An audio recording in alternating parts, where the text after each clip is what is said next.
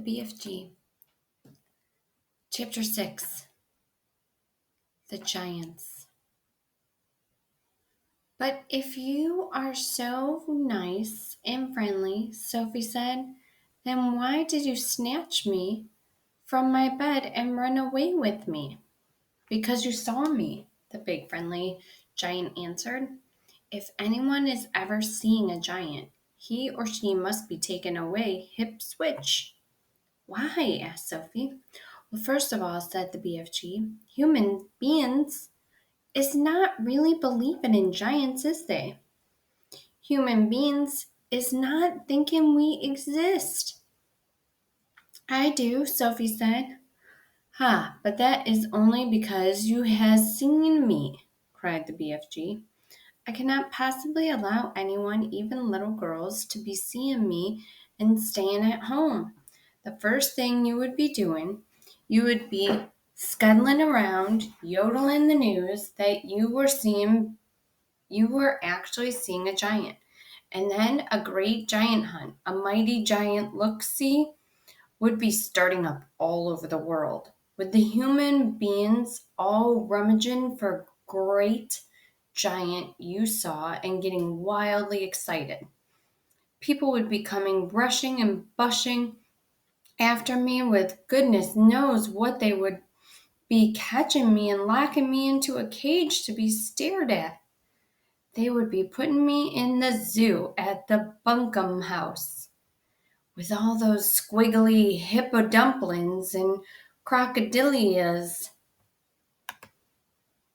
Sophie knew that what the giant said was true.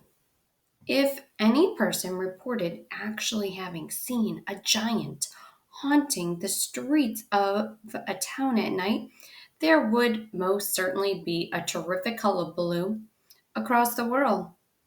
We'll bet you, the BFG went on, that you would have been splashing the news all over the wonky world, wouldn't you, if I hadn't wiggled you away? I suppose I would, Sophie said. And that would never do, said the BFG. So, what will happen to me now? Sophie asked.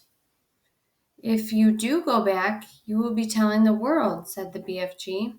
Most likely on the telly, Buncombe box, and the radio squeaker.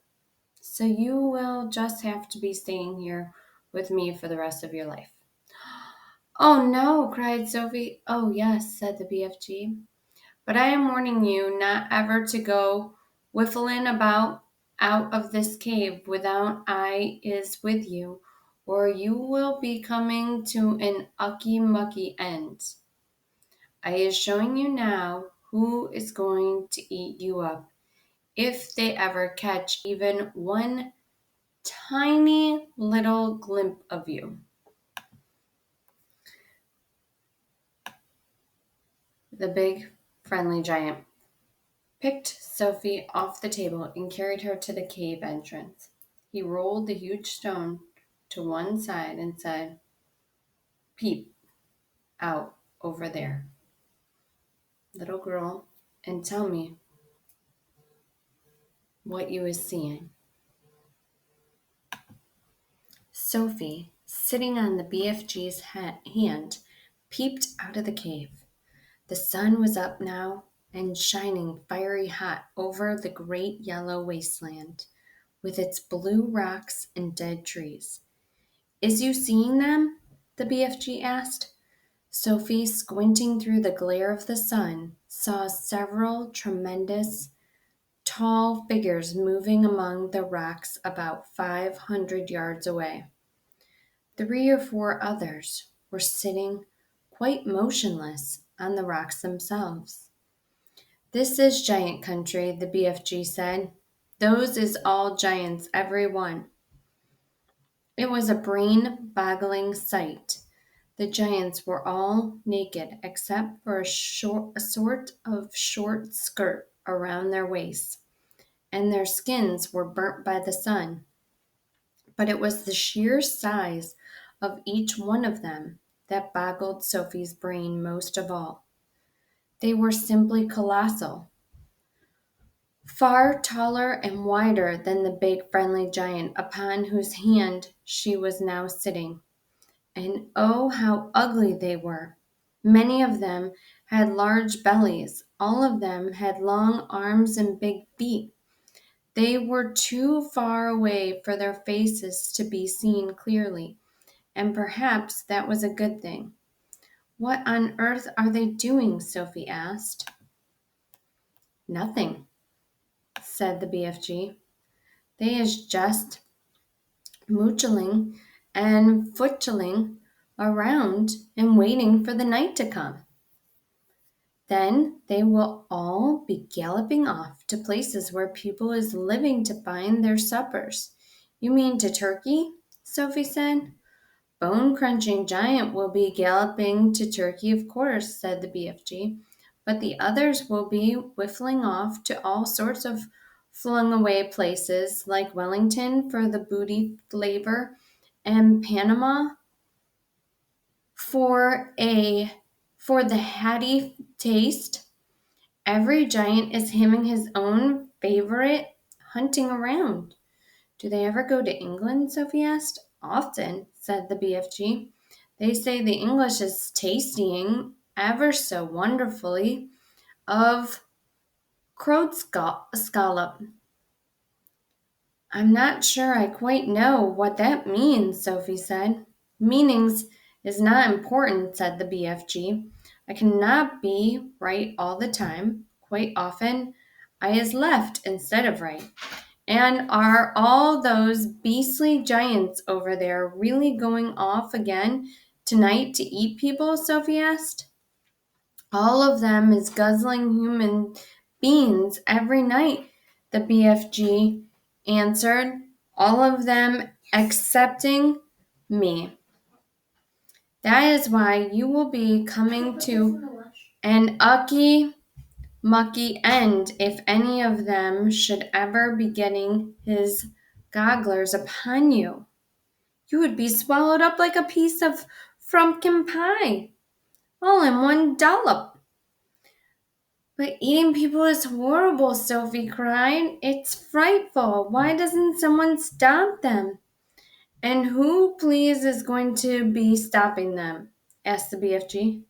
Couldn't you? Said Sophie. Never in a pig's whistle, cried the BFG. All of those man-eating giants is enormous and very fierce. They is all at least 2 times my wideness and double my royal highness. Twice as high as you, cried Sophie. Easily that, said the BFG. You is seeing them in distance, but just wait till you get them up close up. Those giants is all at least 50 feet tall, with huge muscles and cockles alive-o. I is the titchy one. I is the runt. 24 feet is puddle nuts in giant country. You mustn't feel bad about it, Sophie said. I think you are just great. Why, even your toes must be as big as sausages. Bigger, said the BFG, looking pleased. They is as big as bumble hammers. How many giants are there out there? Sophie asked. 9 altogether, answered the BFG. That means that, Sophie, that somewhere in the world every single night 9 wretched people get carried away and eaten alive. More, said the BFG. It is all depending, you see, on how big the human being is.